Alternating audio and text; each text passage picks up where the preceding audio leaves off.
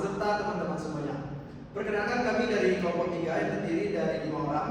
Yang di sebelah kiri saya, Travis Asri Hendra Murti. saya sendiri Yoyo Nabi Saputra. Saya Putri Siti Kurnia.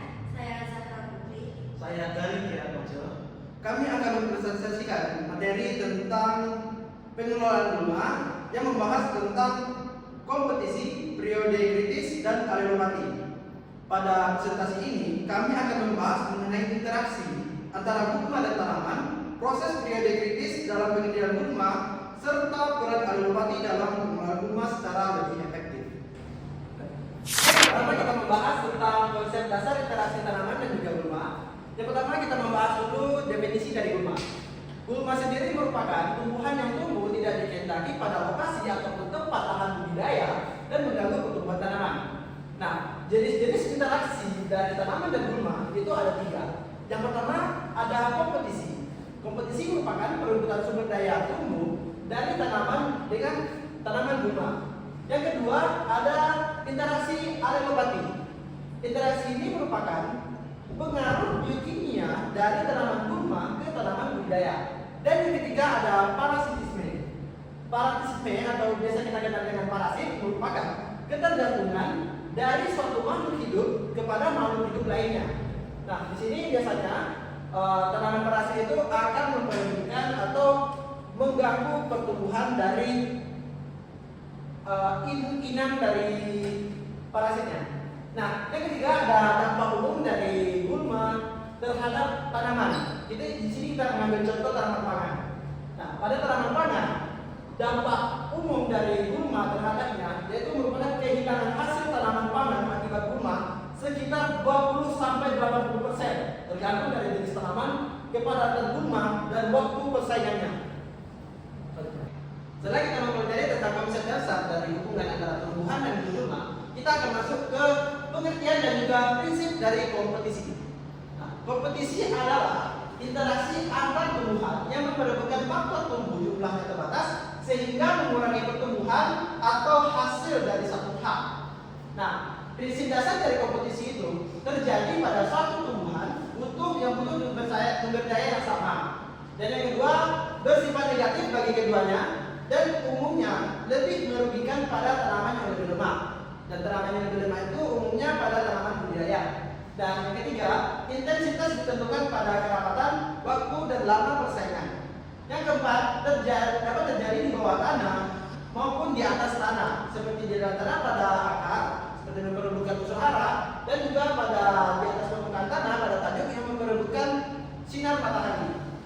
Dan yang terakhir, bersifat tidak langsung, yaitu melalui pengurangan persediaan sumber daya. Kompetisi versus alelopati. Apa sih sebenarnya kompetisi itu? Kompetisi merupakan perebutan fisik sumber daya yang dapat berupa cahaya, air, hara maupun ruang. Alelopati sendiri merupakan pengaruh kimiawi yang dikeluarkan oleh tumbuhan ke lingkungan sekitar tanaman. Nah, kompetisi bersifat langsung dan mudah diobservasi. Sedangkan alelopati bekerja meskipun sumber daya tidak dapat pada kondisi yang terbatas. Nah, keduanya ini dapat terjadi secara bersamaan di lapangan atau pada lahan budidaya. Next.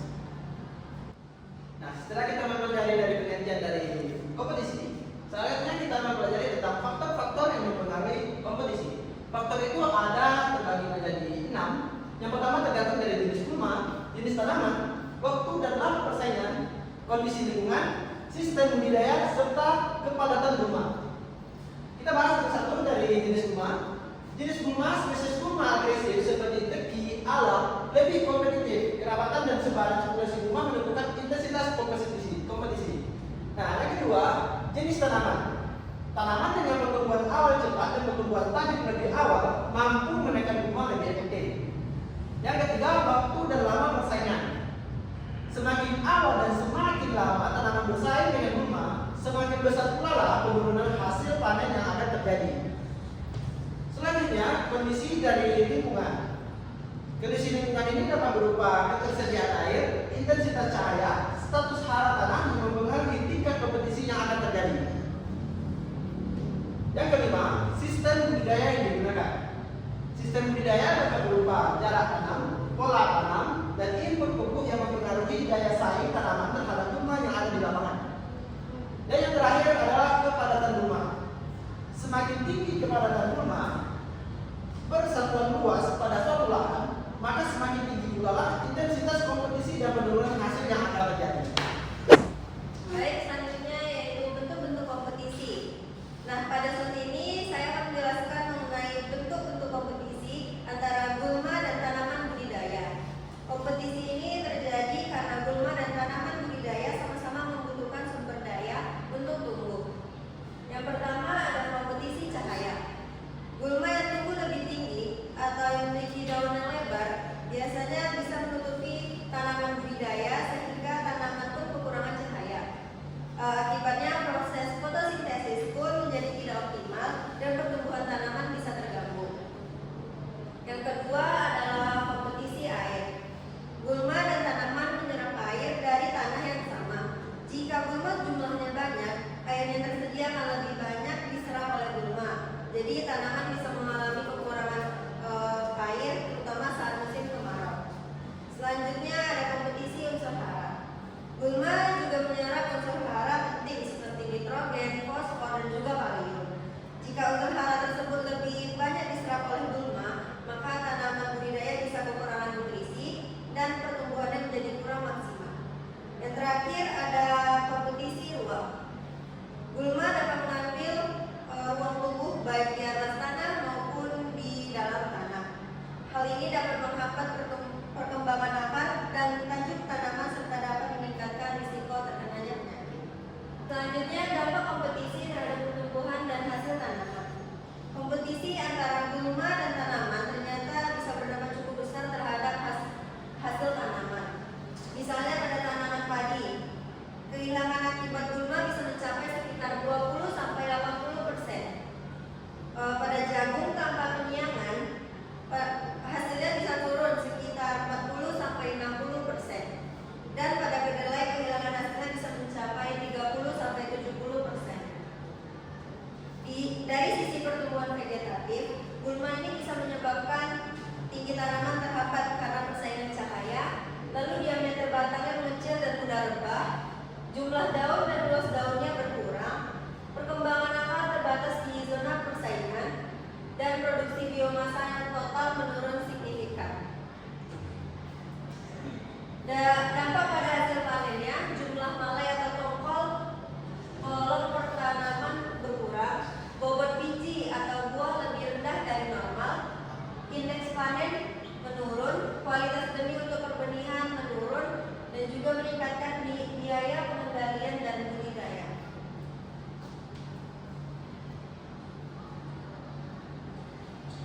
Konsep periode kritis pengendalian gulma. Nah, periode kritis ini waktu ketika tanaman paling sensitif terhadap persaingan gulma. Jika gulmanya tidak dikendalikan pada periode ini, biasanya hasil tanamannya bisa menurun secara drastis. Dalam konsep ini ada dua istilah penting. Yang pertama adalah periode bebas gulma atau PBG, yaitu waktu minimal tanaman harus bebas dari gulma agar hasilnya tetap optimal. Biasanya periode ini terjadi pada awal pertumbuhan tanaman. Lalu yang kedua ada periode kritis kompetisi gulma atau disingkat dengan PKKW, yaitu batas waktu gulma masih bisa ditoleransi tanpa menurunkan hasil tanaman. Jadi selisih antara PBG dan juga PKKW disebut sebagai periode kritis. Pada rentang waktu ini pengendalian gulma itu sebaiknya dilakukan agar tidak menurunkan hasil tanaman. Periode ini juga berbeda pada setiap jenis tanaman. Baiklah, selanjutnya yaitu dasar penentuan periode kritis pada tanaman pangan. Periode kritis adalah waktu tertentu di mana awal pertumbuhan tanaman ketika tanaman itu sangat peka terhadap persaingan dengan gulma. Jika pada masa ini gulma tidak dikendalikan, maka hasil panen itu dapat menurun cukup besar. Yang pertama yaitu padi atau Oryza sativa. Periode kritis terjadi sekitar 0 sampai 4 minggu setelah tanam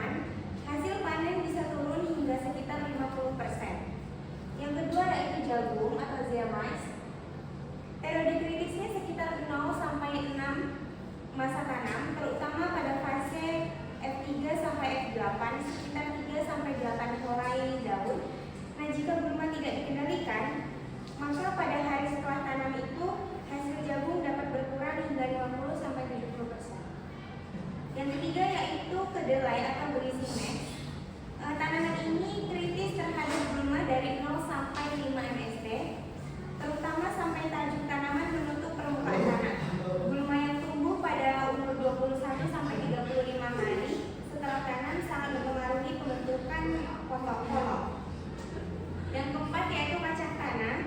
Periode kritis sekitar 0 sampai 3 mxt karena pertumbuhan awalnya lambat. Gulma mudah mendominasi jika gulma tidak dikendalikan pada 0 sampai 21 hari, hasil biji bisa turun hingga 60%. Yang kelima yaitu ubi kayu. Nah, masa kritisnya itu sekitar 1 sampai 3 bulan setelah tanam. Pada fase ini tanaman mulai tumbuh dan membentuk kanopi. Gulma yang tidak dikendalikan dapat menghambat pembentukan ubi. Yang terakhir yaitu tebu. Periode kritisnya 0 sampai 4 mxt. Nah, dia kritis dari pertunasan hingga penutupan tajuk penuh. Gulma berpengaruh pada rendaman gula tebu. Selanjutnya yaitu faktor yang mempengaruhi lamanya periode kritis. Yang pertama yaitu faktor dari tanaman. Nah, faktor dari tanaman itu terbagi menjadi 3, yaitu laju pertumbuhan awal, di mana tanaman itu tumbuh cepat di awal memiliki periode kritis lebih pendek karena lebih cepat mendominasi ruang tumbuh. Yang kedua yaitu arsitektur tajuk. Nah, tanaman itu berdaun lebar menutup kanopi lebih cepat sehingga menekan gulma lebih efektif dari awal. Yang ketiga yaitu kedalaman perakaran. Nah, pada sistem ini akar dangkal memperpanjang periode kritis karena bersaing langsung dengan gulma di lapisan atas. Faktor yang kedua yaitu faktor dari gulma. Faktor ini terbagi menjadi 3 juga. Yang pertama yaitu jenis dan populasi gulma. Nah, gulma berdaun lebar lebih kompetitif terhadap cahaya karena kepadatannya yang tinggi dapat memperberat periode kritis. Yang kedua yaitu waktu kemunculan gulma. Gulma yang muncul bersamaan dengan tanaman lebih berdampak daripada yang muncul belakangan. Faktor yang ketiga yaitu faktor lingkungan, terbagi menjadi 3, yaitu yang pertama kesuburan tanah, di mana tanah yang subur dapat mendorong persaingan lebih ketat karena kedua pihak tumbuh lebih cepat dibandingkan periode kritis lebih panjang. Yang kedua yaitu curah hujan. Kelembapan yang tinggi dapat mendukung gulma tumbuh lebih cepat karena memperpendek masa toleransi persaingan. Yang ketiga yaitu intensitas cahaya. Naungan dari tegakan dapat mengurangi persaingan cahaya dan dapat mempengaruhi lamanya periode kritis. Baiklah, selanjutnya strategi pengendalian gulma berdasarkan periode kritis. Agar gulma tidak menurunkan hasil panennya, petani perlu mengendalikan gulma terutama pada periode kritis. Beberapa strategi yang dapat dilakukan yaitu yang pertama, penentuan waktu penyiangan. Penyiangan pertama dilakukan sebelum atau pada awal periode kritis. Penyiangan kedua sebelum akhir PKKW agar hasil maksimal. Dan yang kedua, pengelolaan peran tanah. Pengelolaan tanah untuk memusnahkan benih gulma di permukaan. Mulsa organik menghambat perkecambahan gulma pada periode kritis. Dan yang ketiga, herbisida pada saat kritis. Herbisida pratumbuh diberikan sebelum tanam. Herbisida pasca tumbuh ini diberikan saat awal periode kritis untuk defensi optimal. Dan yang keempat, pengaturan jarak tanam.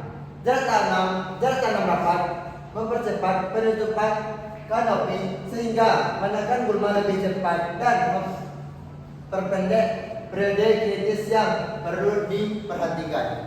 Yang kelima, rotasi tanam. Pergiliran tanam dengan jenis berbeda mengubah komunitas gulma dominan sehingga mencegah adaptasi penuh gulma terhadap satu tanaman. Yang keenam, pemantauan ambang ekonomi. Pengendalian dilakukan jika kepadatan gulma melewati ambang ekonomi, terutama pada periode kritis untuk efisiensi biaya pengendalian. Dan selanjutnya adalah pengertian dan konsep dasar alelopati. Alelopati adalah fenomena di mana suatu tumbuhan menghasilkan senyawa kimia atau alelot kimia yang dilepaskan ke lingkungan dan mempengaruhi tumbuhan lain, baik secara inhibisi maupun stimulasi. Referensi sebelum 2010. Sifat umum alelopati dibagi menjadi 5. Yang pertama bersifat spesifik terhadap spesies target. Yang kedua tergantung pada konsentrasi senyawa yang dilepaskan. Yang ketiga dipengaruhi kondisi lingkungan, pH, suhu, dan kelembapan. Yang keempat adalah dapat bersifat inhibitor penghambat atau stimulator. Yang kelima, ditemukan pada banyak famili tumbuhan di dunia. Cara pelepasan aleol kimia yang dibagi menjadi 5 juga. Yang pertama, volatilisasi, penguapan dari permukaan daun batang. Yang kedua ada leaching, kecuci air hujan dari jaringan tumbuhan. Yang ketiga eksudasi akar, dikeluarkan langsung ke dalam tanah. Yang keempat, dekomposisi dari bahan organik yang membusuk. Yang kelima ada eksudasi biji, dilepaskan saat proses percambahan. Yang selanjutnya, mekanisme kerja senyawa aleopati atau aleokimia dibagi menjadi 4. Yang pertama ada hambatan perkecambahan. Aleokimia menghambat enzim amilase dan protease yang dibutuhkan saat perkecambahan sehingga laju perkecambahan biji target menurun drastis. Yang kedua ada hambatan pembelahan sel.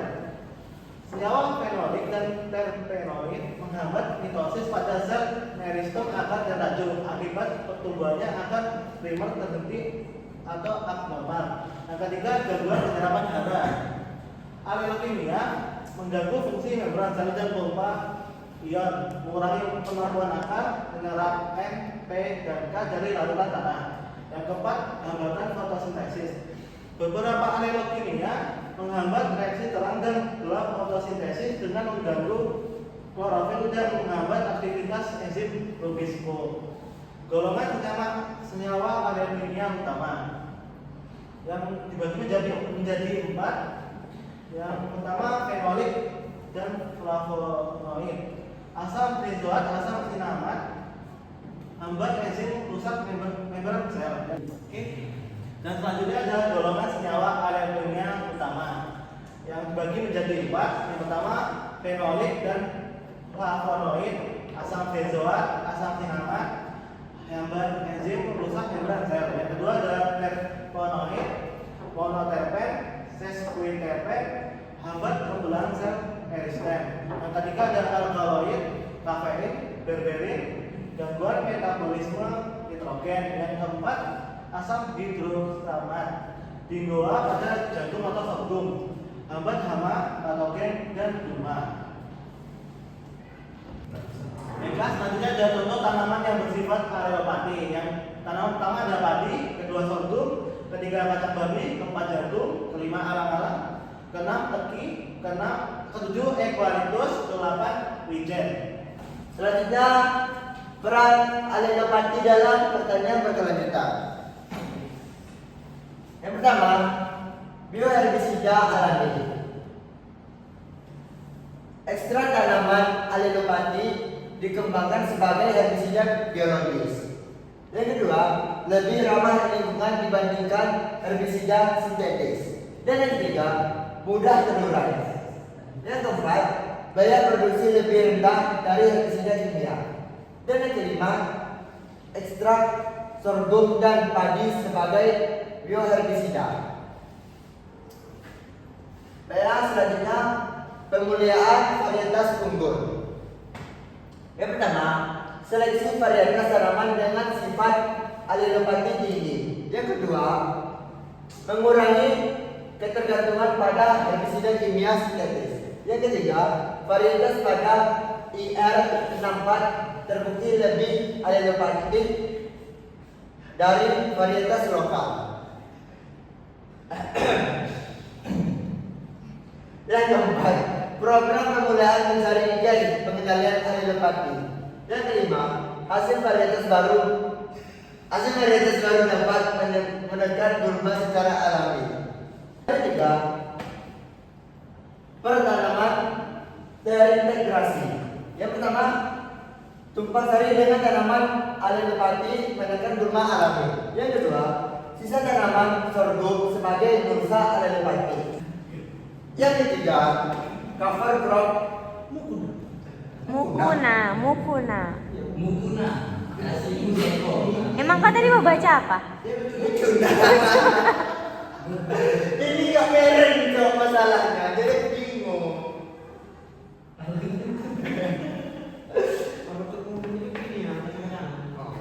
Baiklah, yang ketiga, cover crop mukuna, menekan kemas sebagai musuh tanam.